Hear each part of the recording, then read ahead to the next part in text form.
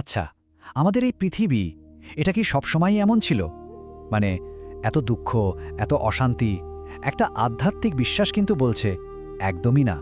তো চলুন আজকের আলোচনায় আমরা একটু গভীরে যাই, দেখি এই দুনিয়াটা একসময় কেমন ছিল আর কিভাবেই বা সেটা তার আগের পাপমুক্ত অবস্থায় ফিরে যেতে পারে। তো শুরু করা যাক ওম শান্তি দিয়ে। এর মানেটা কি? খুব সহজ, আমি এক শান্তিময় আত্মা। আর জানেন, এটাই কিন্তু আমাদের আজকের পুরো আলোচনার কেন্দ্রবিন্দু। মানে আমাদের আসল পরিচয়টাই হলো শান্তি। এখনকার এই যে এত হইচই, এত অশান্তি, এর থেকে একদম আলাদা একটা জগৎ। কিন্তু একটা প্রশ্ন তো আসেই, তাই না? চারপাশে যাওয়া অবস্থা, এত বিশৃঙ্খলা, এত অশান্তি, এর মধ্যে আত্মার শান্তি খুঁজে পাওয়া কি সত্যি সম্ভব? সোর্সটা কিন্তু বলছে হ্যাঁ, 100 বার সম্ভব। তবে তার আগে আমাদের বুঝতে হবে যে আমরা ঠিক কোন পরিস্থিতিতে আছি। আচ্ছা, তাহলে প্রথমেই চলুন দেখি এই সোর্সটা আমাদের এখনকার দুনিয়াটাকে ঠিক কিভাবে ব্যাখ্যা করছে।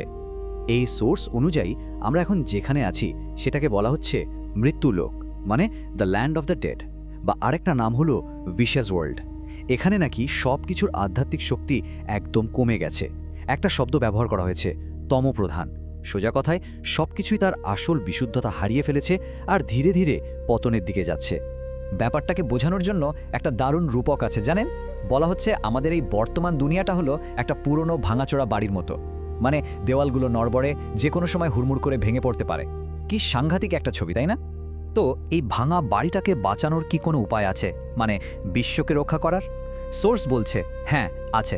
আর সেটাই হলো এক অদ্ভুত ঐশ্বরিক পরিকল্পনা।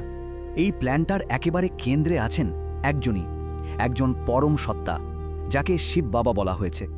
আর তার ভূমিকাটা কিন্তু একদম অন্যরকম, কারণ তিনি একাই 3টে রোল প্লে করছেন। আমাদের আধ্যাত্মিক পিতা, আমাদের পথ দেখানোর শিক্ষক, আবার তিনি পরম গুরু। ভাবুন একবার, ভালোবাসা, জ্ঞান, মুক্তি সব কিছু আসছে একটাই উৎস থেকে। এখানে একটা বেশ ইন্টারেস্টিং কনসেপ্টের কথা বলা হয়েছে, ঈশ্বরীয় ফ্যামিলি প্ল্যানিং।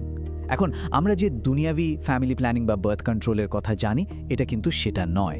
এটা পুরোপুরি আধ্যাত্মিক। এর লক্ষ্য জনসংখ্যা নিয়ন্ত্রণ নয়, বরং পৃথিবীতে যত আলাদা আলাদা ধর্ম, যত বিভেদ আছে, সেগুলোকে সরিয়ে দিয়ে একটা সত্য ধর্ম প্রতিষ্ঠা করা। এমন একটা ধর্ম যা সব মানুষকে এক করবে। আর এই প্ল্যানটা যে কতটা শক্তিশালী সেটা এই একটা কথাতেই পরিষ্কার হয়ে যায়। মানুষকে দেবদেবীতে পরিণত করতে ঈশ্বরের বেশি সময় লাগে না। মানে সাধারণ মানুষ থেকে দেবতা, এই যে একটা বিশাল রূপান্তর, এই সম্ভাবনাটা আমাদের সবার মধ্যেই আছে। আর সেটা ঘটানো নাকি খুব কঠিন কিছু নয়। আচ্ছা, এই যে এত বড় একটা পরিবর্তনের কথা আমরা শুনছি, এটা কিন্তু হঠাৎ করে হচ্ছে না। এর পেছনে একটা বিশাল প্রেক্ষাপট আছে। সোর্স এটাকে বলছে 5000 বছরের একটা মহাজাগতিক নাটক বা একটা চক্র। এই চক্রটাকে 4টে মূল যুগে ভাগ করা হয়েছে। শুরুটা হয় সত্যযুগ বা গোল্ডেন এজ দিয়ে, যখন সবকিছু ছিল 100% বিশুদ্ধ। তারপর আসে ত্রেতা যুগ, তারপর দাপর, আর এখন আমরা আছি কলিযুগ বা আয়রন এজে, যেটা সবচেয়ে অশুদ্ধ সময়। তবে সবচেয়ে গুরুত্বপূর্ণ হলো আমরা ঠিক এই মুহূর্তে আছি সঙ্গম যুগে, মানে পুরনোটা শেষ হচ্ছে আর নতুনটা শুরু হওয়ার ঠিক আগের মুহূর্ত, একটা সন্ধিক্ষণ। আত্মার ব্যাপারটা অনেকটা একটা মোবাইলের ব্যাটারির মতো করে ভাবা যেতে পারে। ধরুন সত্যযুগে মানে গোল্ডেন এজে ব্যাটারিটা 100% চার্জড, একদম বিশুদ্ধ। তারপর ত্রেতা যুগে সেটা কমে 75% হলো, দাপর যুগে 50%, আর এখন কলিযুগের শেষে এসে চার্জ প্রায় 0%-এর কাছাকাছি। মানে আত্মা তো অমর, কিন্তু তার ভেতরের যে শক্তি, যে পবিত্রতা, সেটা সময়ের সাথে সাথে কমতে থাকে।